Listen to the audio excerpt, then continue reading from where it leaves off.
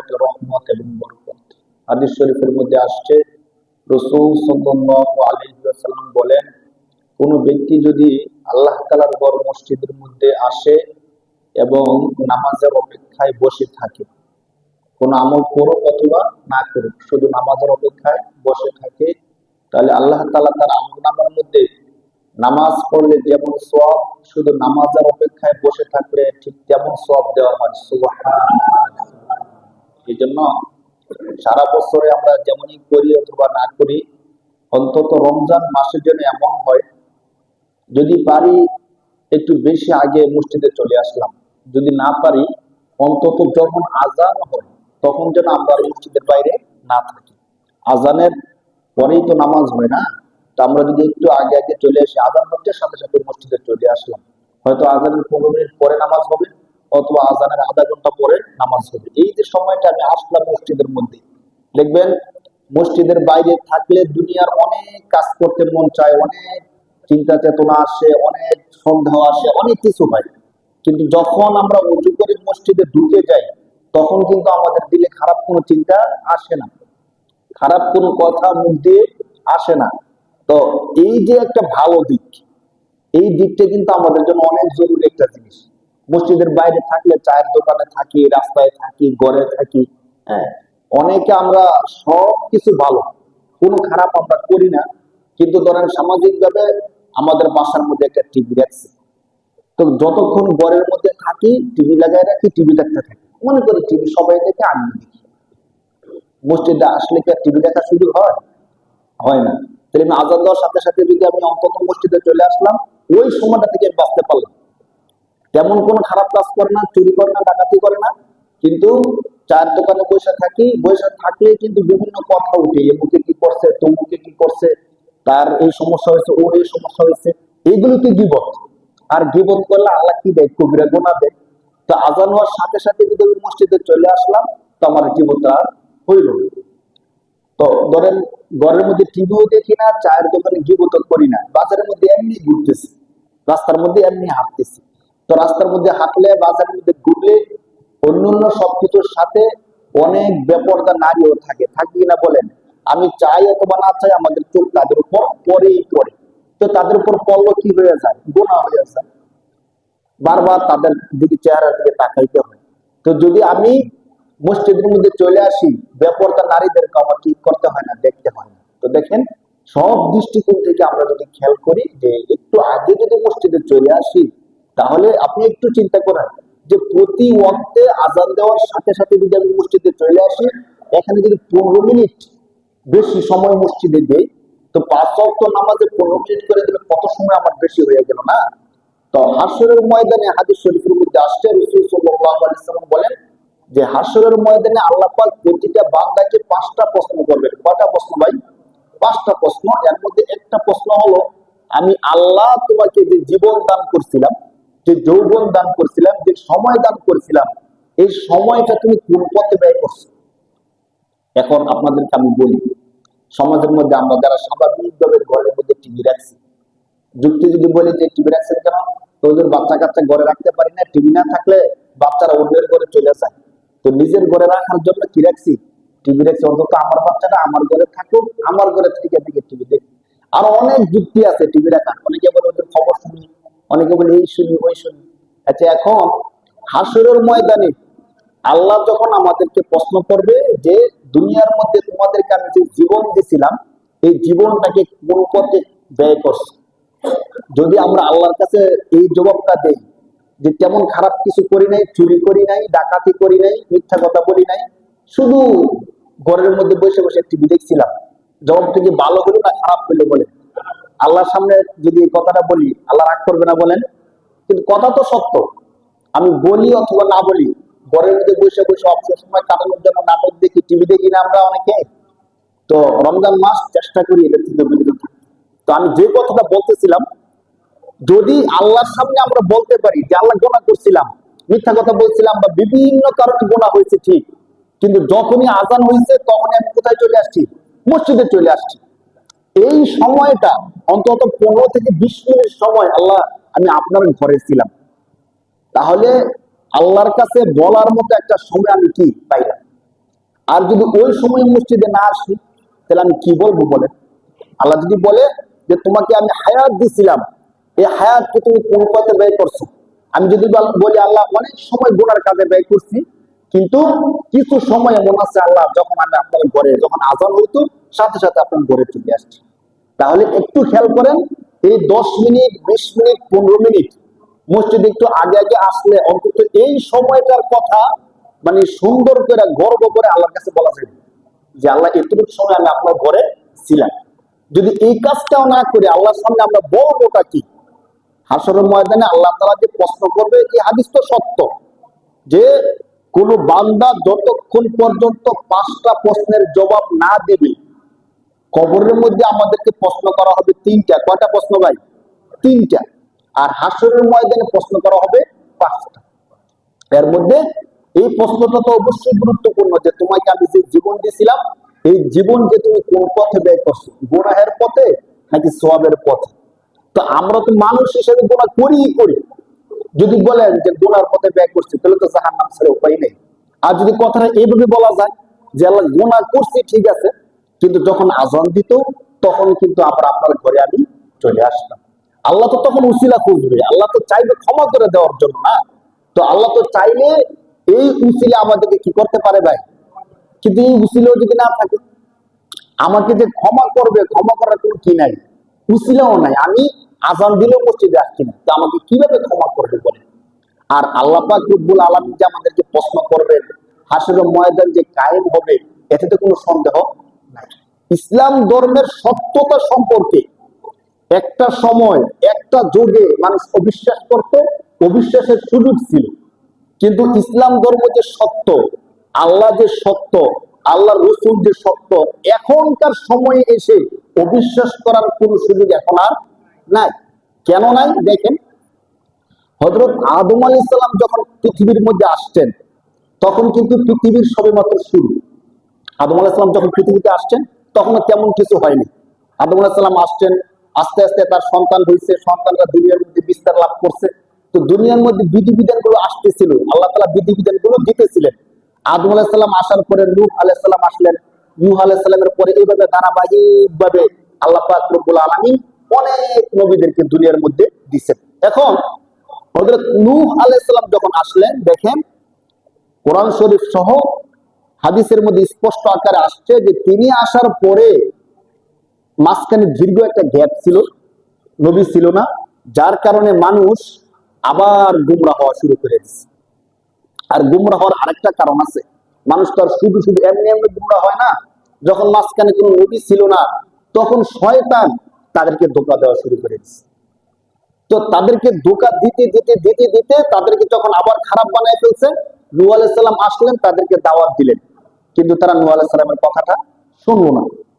আমরা এই কথাটা কেন বলতেছি, মানে মানুষের মধ্যে খারাপটা কিভাবে ধারাবাহিকভাবে আসছে, আস্তে আস্তে আস্তে আস্তে আমাদের এই পর্যন্ত, পৃথিবীর শুরু থেকে নিয়ে এখন পর্যন্ত কি হয়েছে না হয়েছে আমরা জানি নাকি জানি না?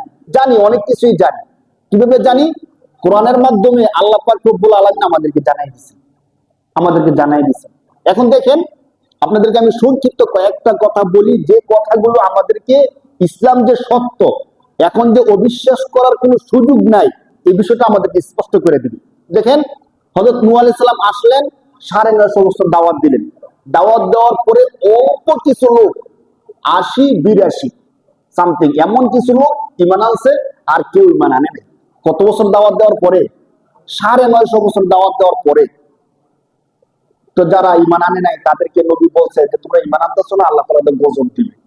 তো তারা বিশ্বাস করতেছিল না, আল্লাহ আবার কে, কোথেকে আবার গজব দিবে, আমরাই তো সবকিছু, আমরাই তো দেখতেছি, আল্লাহ আসমান থেকে গজব আবার কি করে দেয়?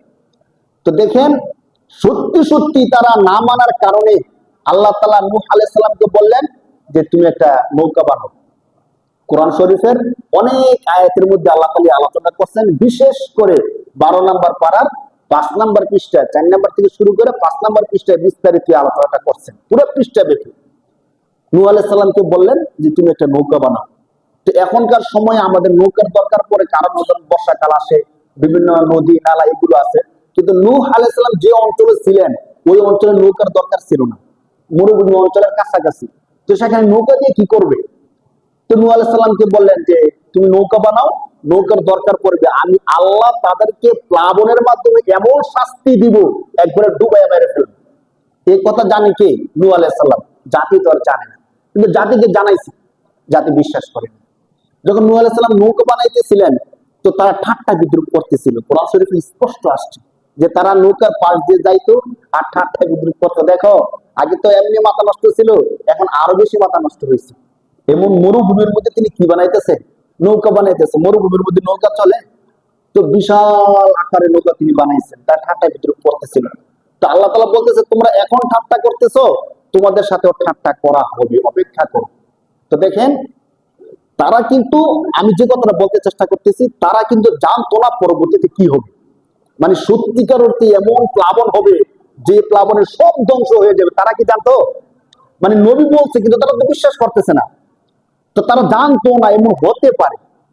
তো সত্যি সত্যি আল্লাহ তাআলা প্লাবন দিলেন, জমিনের নিচ থেকে পানি উঠাইলেন, আসমান থেকে বৃষ্টির মাধ্যমে পানি দিলেন। এই দুই দিকের পানি এসে এমন হলো যে নূহ আলাইহিস সালামের নৌকার মধ্যে যারা ছিল শুধু তারাই বাঁচলো, বাকি সব কি হয়ে গেল? ধ্বংস হয়ে গেল। এখন দেখেন, ওই জাতি ধ্বংসের আগের ঘটনা জানতো, কিন্তু ধ্বংসের পরের ঘটনা ওই জাতি জানতো না। আর আমরা যারা আছি, ধ্বংসের আগের ঘটনাও জানি, পরের ঘটনাও কি জানি। তাহলে আমরা তখন কিন্তু তারা অস্বীকার করছে, কারণ তারা জানতো না কি হবে না হবে, ইসলাম সত্য কিনা, আল্লাহ সত্য কিনা, রসুল সত্য কিনা, তারা তো জানে না, অস্বীকার করে ফেলছে। কিন্তু আমাদের কি অস্বীকার করার সুযোগ আছে? আমরা তো স্পষ্ট জানছি যে নূহ আলাইহিস সালাম যা বলছে তা 100 কি হয়েছে। তারা জানবে কি করে? তারা তো ধ্বংস হয়ে গেছে, পানির মধ্যে শেষ। তারা যায়নি, আর কোনো কি নাই, লাভ নাই। কিন্তু আমাদেরকে আল্লাহ এই ঘটনা কেন বলছেন? আমাদেরকে ঘটনা এই জন্য বলছেন যে দেখো, তোমাদের পূর্বে একটা জাতি ছিল যাদেরকে আমার নবী সতর্ক করছিল, কিন্তু তারা বিশ্বাস করে নাই। বিশ্বাস না করার কারণে আমি তাদেরকে ধ্বংস করে দিছি। তোমাদেরকে বলতেছি তোমরা কিন্তু অবিশ্বাস করো না। তোমরা তো জানছো আল্লাহ যে সত্য, নবীর কথা যে সত্য ছিল, তারা জানছে না, ধ্বংস হয়ে গেছে, জাহান্নামী হয়েছে। কিন্তু তোমাদের প্রতি আমার বার্তা হলো তোমরা বিশ্বাস করো না, তোমরা জাহান্নামী হয়েও না। সুবহানাল্লাহ। এই মেসেজ আমাদেরকে কে দিচ্ছেন? আল্লাহ দিচ্ছেন। আরেকটা জ্বলন্ত ঘটনা দেখেন, হযরত সালেহ আলাইহিস সালাম যখন আসলেন, জাতিকে দাওয়াত দিলেন। ইতিহাস বলে যে পৃথিবীর মধ্যে যত জাতি আসছে, আদ সামুদ, তারা ছিল সবচেয়ে শক্তিশালী জাতি। দেহ ছিল তাদের অনেক বিশাল, এবং শক্তি ছিল অনেক, প্রচন্ড শক্তি ছিল তাদের গায়ে। প্রমাণ কি? আমরা স্বাভাবিকভাবে বাড়ি ঘর করি, ধরেন এখন তো ইটের বাড়ি ঘর করি, কাঠের টিনের বাড়ি ঘর করি। তারা কি করতো? পাহাড়ি এলাকায় পাথরের যে পাহাড় গুলো আছে, আপনারা জানেন যারা বিভিন্ন দেশে সফর করছেন, কিছু পাহাড় আছে পাথরের, তারা ওই পাথরের পাহাড় কেটে বাড়িঘর তৈরি করত। তাদের ক্ষমতাটা, তাদের শক্তিটা কি পর্যায়ের ছিল দেখেন। তাহলে ইতিহাস বলে যে পৃথিবীর মধ্যে সবচেয়ে শক্তিশালী জাতি ছিল আদ এবং সামুদ। তাদের পূর্বে এত শক্তিশালী জাতি আসে নাই, এবং তাদের পরেও এত শক্তিশালী জাতি আর আসবে না। এখন এই শক্তিশালী জাতির কাছে আল্লাহ তাআলা নবী হিসেবে প্রেরণ করলেন সালেহ আলাইহিস সালামকে। সালেহ সালাম আসলেন, আসার পরে তাদেরকে দিনের দাওয়াত দিলেন যে তোমাদের শক্তি আছে, ক্ষমতা আছে, সবকিছু তোমাদেরকে এগুলো দিছে কে? আল্লাহ। ঠিক আছে, তোমরা পাহাড় কাইটা বাড়িঘর বানাইতেছো, সবকিছু করতেছো, তোমরা আল্লাহ তাআলাকে মানো। তাহলে এখানে যেমন তোমরা শান্তিতে থাকতেছো, আখিরাতে তোমরা শান্তিতে থাকবা। তারা মানলো না। তারা বললো আমরা এত ক্ষমতাধর জাতি, আমাদেরও কি আল্লাহ হইতে পারে নাকি? বলেন নাউজুবিল্লাহ। একটা সত্য কথা কি জানেন? মানুষ দুইটা জিনিস যখন মানুষের মধ্যে চলে আসে, একটা হলো টাকা পয়সা সম্পদ, আরেকটা হলো ক্ষমতা, তখন সে মনে করে আমি স্বয়ং সম্পূর্ণ। দেখবেন যাদের এই দুইটা জিনিস অনেক বেশি আছে, তারা আল্লাহকে মানে বেশি মানতে চায় না। 5 ওয়াক্ত নামাজ স্বাভাবিকভাবে, আমরা যারা মধ্যবিত্ত আছি, স্বাভাবিকভাবে খেয়ে পরে সমান সমান আছে, দেখবেন তারা স্বাভাবিকভাবে 5 ওয়াক্ত নামাজ পড়ে। এমপি, মন্ত্রী, চেয়ারম্যান স্বাভাবিকভাবে 5 ওয়াক্ত নামাজ, কথা সত্য না মিথ্যা বলেন? একবার 5 ওয়াক্ত নামাজ স্বাভাবিক এমপি যারা আছে 5 ওয়াক্ত নামাজ পড়তে চায়? পড়তে চায় না। কোন নামাজটা পড়বে? জুমার নামাজটা অথবা ঈদের নামাজটা, বেশি থেকে বেশি বড় কেউ মরলে জানাজার নামাজটা। এলাকার নেতা কেউ মারা গেছে, এমপি সাহেব আসছে, তার কি নামাজ পড়তে বলেন? জানাজার নামাজ। না পড়লে কি হবে? এক এলাকার একটা গণ্যমান্য লোক মারা গেছে, এমপি সব জানাজা আসে নাই, এটা খারাপ দেখা যায়, সামনে ভোট ব্যাংক কমে যাওয়ার সম্ভাবনা আছে। জুমার নামাজটা না পড়লে মানুষ বলবে মুসলমান, এমপি সব মুসলমান, জুমার নামাজটা পড়ে না। তাহলে এই নামাজগুলো কি সওয়াবের উদ্দেশ্যে নাকি মানুষকে দেখানোর উদ্দেশ্য হয়? দেখানোর উদ্দেশ্য হয়। তো বাস্তবতা হলো, যখন টাকা এবং ক্ষমতা একসাথে হয়ে যায়, তখন আল্লাহকে মানুষ আর কি রাখে না, মনে রাখে না। তখন মনে করে না যে আমার উপরে কেউ থাকতে পারে বা আমার উপরে কেউ আছে, এটা স্বাভাবিকভাবে মনে হয় না, কম মনে হয়। তো ওই জাতি যখন প্রচুর ক্ষমতাশীল হয়ে গেছে, তাদেরকে দাওয়াত দেওয়ার পরে তারা মনে করতেছে আমাদের এত ক্ষমতা, আমরা পাথরের পাহাড় কেটে বাড়িঘর বানাই, আমাদের উপরে কি আল্লাহ হইতে পারে? আল্লাহ কে? তখন সাল্লাল্লাহু আলাইহি সাল্লাম বলেন, আল্লাহ হলেন মহা ক্ষমতাধর, যিনি তোমাদেরকে বানাইছেন, যিনি দুনিয়া বানাইছেন, সবকিছু বানাইছেন। তো তারা বলতেছে আমাদেরকে বানাইছে, এটা আবার কেমন? আমরা তো নিজেরাই হইছি, সবকিছু আমাদের নিজেদের। কোরআন শরীফের মধ্যে ঘটনা আসছে 19 নম্বর পারা, বিভিন্ন পাড়ার মধ্যে আসছে, বিশেষ করে 19 নম্বর পাড়ার মধ্যে ঘটনা আসছে। 30 নম্বর পারা ওয়াশ-শামসি ওয়া দুহাহা, এই সূরার মধ্যে তাদের এই ঘটনা আসছে। তারা সাল্লাল্লাহু আলাইহি সাল্লামের কথা বিশ্বাস করলো না। তারা বলল যে না, আমরা মনে করি না যে আমাদের থেকে শক্তিশালী কেউ আছে বা আমাদের থেকে অন্য কেউ নবী হইতে, আল্লাহ হইতে পারে, আমরা এটা মনে করি না। সাল্লাল্লাহু আলাইহি সাল্লাম অনেক করে তাদেরকে বুঝাইলেন। তো দেখেন, যে জাতি যেমন, তাদের কথাবার্তা চিন্তা চেতনার ধরন হয় তেমন। যেমন আমাদের নবী যখন আসলেন, বিভিন্ন ভাবে দাওয়াত দিলেন, তারা বিশ্বাস করলো না। তো সর্বশেষ কাফেররা আমাদের নবীকে বললেন যে আপনি যে নবী, একটা প্রমাণ দেন। কি করে প্রমাণ দেব? তো আপনি যদি এই যে আসমানের মধ্যে যে চাঁদরা দেখা যাইতেছে, এই চাঁদরা যদি 2 খণ্ড করতে পারেন, তাহলে আমরা বুঝবো যে আপনি নবী। আর যদি না পারেন, তাহলে আমরা বুঝবো আপনি কিনা। এই কথাটাকে একটা হটকারী কথা না বলেন? মানে চাঁদ 2 খণ্ড হলে তোমার লাভ কি? চাঁদ 2 খণ্ড হইল, তোমার লাভ হইল কি? কোন লাভ আছে বলেন? এরপরও তারা দাবি করছে, আল্লাহ তাআলা সেই দাবিকে সত্য করে দেখেছে, ঠিক কিনা বলেন? তো ঠিক সালেহ আলাইহিস সালামের জাতি শক্তিশালী ছিল তো, মূর্খ জাতি ছিল তো। তো তারা চিন্তা করতেছে, তিনি বলতেছে তিনি নবী, আবার আমাদেরকে সৃষ্টি করছেন এবং শক্তিশালী আল্লাহ আছে, তাহলে তার কাছে আমরা একটা দাবি করি। তো দেখেন তাদের দাবিটা কেমন মূর্খসুলভ দাবি ছিল। তারা বলতেছে, কোরআন শরীফের মধ্যে ঘটনা আসছে, তারা বলতেছে যে আপনি তো বলছেন যে আপনি নবী, আমাদেরকে সৃষ্টি করছেন, এমন একজন আল্লাহ আছে, আমরা বিশ্বাস করব আপনি যদি একটা কাজ করতে পারেন। তো কি কাজ করতে পারেন? আপনি এই যে পাহাড় আছে না, পাথরের পাহাড়, এই পাথরের পাহাড় থেকে একটা জীবন্ত ওট বার করে দেখাইবেন। বলেন না, এটা কোন কথা হইতে হবে? মানে পাথর থেকে আপনি একটা জীবিত কি দেখাইবেন? ওট বার করে দেয়। এটা কেমন? এটা তোমাদের ফায়দা কি? তোমরা কইতে পারতো যে আমাদেরকে 1 বস্তা স্বর্ণ দেখাইলে সাথে সাথে, তো স্বর্ণ তো খরচ করে খাওয়া যেতে পারতো না? বা অনেক কিছু, অনেক যুক্তি তো করা যায়। তারা কি বললো যে আমরা তো পাথরের পাহাড় থেকে বাড়িঘর বানাই, তো আপনি যদি সত্যি নবী হয়ে থাকেন, আমাদের থেকে ক্ষমতাধর আল্লাহ যদি থাকে, আমরা তো পাথর কেটে বাড়ি বানাই, আপনি পাথর ফাটাইয়া আপনার আল্লাহকে বলেন পাথর ফাটাইয়া যেন একটা জীবন্ত উট বার করে দেখেন। এই দাবি তারা নবীর কাছে করছে। তো উম্মত যদি দাবি করে, শোনা ছাড়া তো উপায় নেই। যদি বলে না না তোমরা মূর্খ দাবি করছো, এই দাবি আমি মানতাম না, তো তাহলে আপনিও কি না, নবী না, স্বাভাবিকভাবে বলে দিবে। নবী আলাইহিস সালাম চিন্তা করতেছিলেন কি করা যায়। আল্লাহর কাছে বলেন যে আল্লাহ, তারা তো এমনটা চাইতেছে, মানে তারা এই জিনিসটা কেন চাইছে? তাদের চিন্তা হলো আমাদের ক্ষমতা আছে, পাথর কেটে আমরা বাড়ি বানাইতে পারি, তো আমাদেরকে যে বানাইছে তার আরো বেশি ক্ষমতা, অতএব তার যদি বেশি ক্ষমতা থাকে, তো তিনি পাথর ফাটায় কি আনতে পারবেন? জীবন্ত উট বার করতে পারবেন।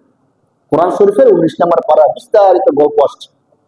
তারা যখন এই দাবি করছে, সালেহ আলাইহিস সালাম বলছে শোনো, আমার আল্লাহ শুধু এটুকু না, পাথর ফাটাইয়া না, শুধু বাতাস থেকেও আল্লাহ চাইলে কি করতে পারে? উট বানায়া দেখাইতে পারে, ক্ষমতা আছে।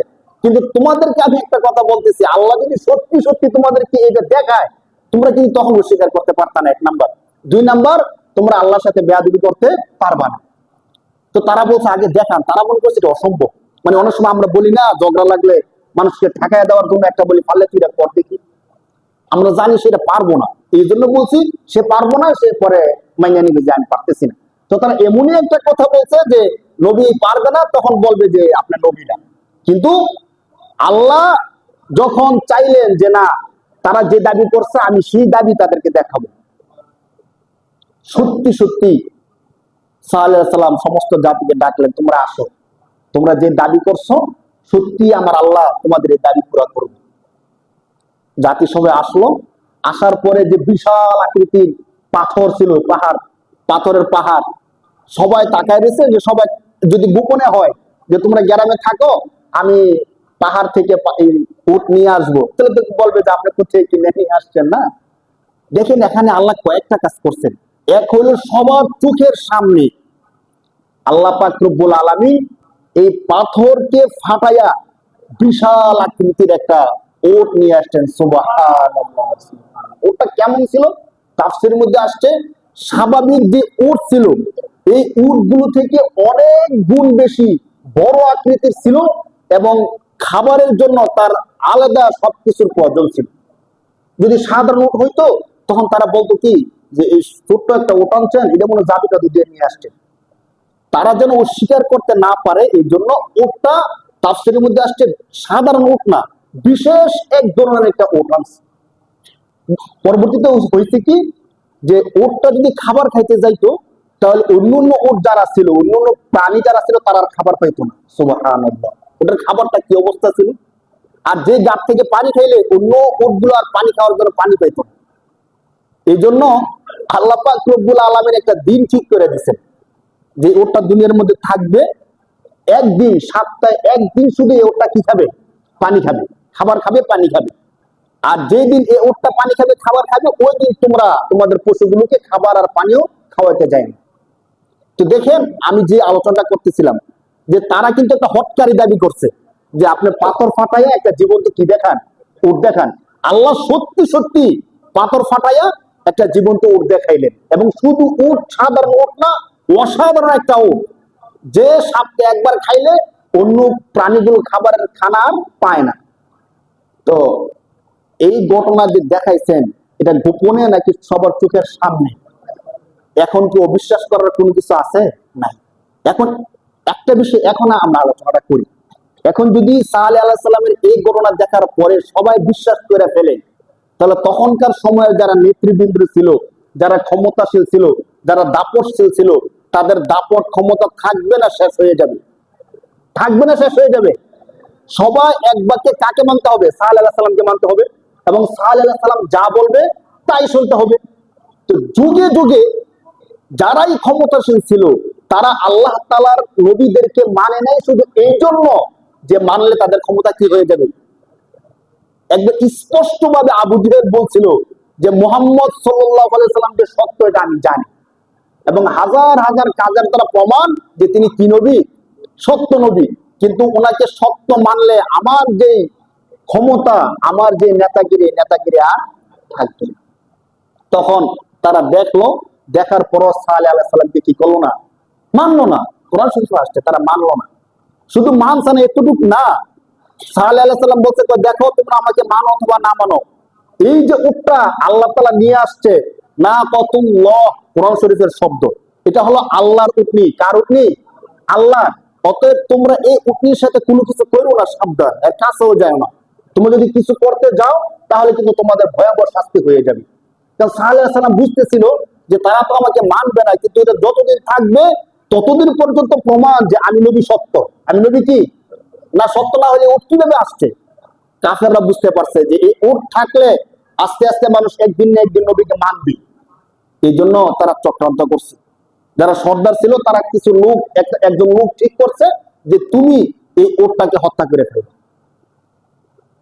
সালেহ আলাইহিস সালাম স্পষ্ট নিষেধ করছে যে আল্লাহর উটনি, এটাকে হত্যা করলে কিন্তু তোমাদের অনেক ক্ষতি হবে। আমাকে তোমরা শাস্তি দাও, আমাকে তোমরা যা বলো বলো, কিন্তু এই আল্লাহর নিদর্শন একই কিছু করলে কিন্তু তোমাদের অনেক ক্ষতি হবে। কিন্তু তারা সেই কাজটাই করলো। সত্যি সত্যি তারা এই উটনিকে হত্যা করে দিল। নাউজুবিল্লাহ। যখন হত্যা করে দিল, সালেহ আলাইহিস সালাম বলল তোমরা যে কাজটা করছো কাজটা ঠিক করো নাই। 3 দিনের মধ্যে আল্লাহ তাআলার পক্ষ থেকে এমন আযাব আসবে যে আযাবে তোমরা সবাই ধ্বংস হয়ে যাবে। তারা তো বিশ্বাস করছিল না। ঠিকই 3 দিনের মধ্যে আল্লাহর পক্ষ থেকে এমন আযাব আসছে, আযাব আইসা সমস্ত জাতিকে কি করে দিয়েছেন? আল্লাহ তাআলা ধ্বংস করে দিয়েছেন। এই যে দেখেন আমরা যে আলোচনা করতেছিলাম, উট যে আসবো কি আসবো না, তখন কিন্তু জাতি বুঝতো না সত্য নাকি সত্য না। তারা মনে করছে না এটা কি সম্ভব, পাথর ফাইটা ওঠ আসা। দ্বিতীয়, ওটকে হত্যা করার পরে আল্লাহর আযাব 3 দিনের মধ্যে আসবো কি আসবো না তারা কি জানতো? নবী বলছে তারা বিশ্বাস করে নাই, কিন্তু ঠিকই আযাব আসছে এবং তারা কি হয়ে গেছে। এখন এই পুরো গল্প আমরা জানি কি জানি না বলেন? শুরুও জানি, শেষও জানি। কিসের মাধ্যমে জানি? কোরআনের মাধ্যমে জানি। হ্যাঁ, আল্লাহ তাআলা আমাদেরকে এই গল্পটা বইলে বুঝাইতে চাচ্ছেন, দেখো এই জাতিকে আমি স্পষ্ট করে দেখাইছিলাম যে আমি আল্লাহ সত্য এবং যে নবীকে প্রেরণ করছি ওই নবীও কি সত্য, অতএব তোমরা মানো, জান্নাত পাইবা। তারা মানে নাই, তারা জাহান্নামে গেছে। তোমাদেরকে বলতেছি, তোমাদের কাছে এই গল্প বলতেছি এই জন্য তোমরা যেন এখন আর অবিশ্বাস না করো। এখন যদি তোমরা আমি আল্লাহকে মানো, আমার কোরআনের যে বিধান আছে ওই বিধানগুলিকে মানো, 5 ওয়াক্ত নামাজ পড়ো, তাহলে তারা জাহান্নামে গেছে, কিন্তু তোমাদেরকে আমি আল্লাহ পুরস্কার স্বরূপ মহা পুরস্কার জান্নাত দিব। সুবহানাল্লাহ।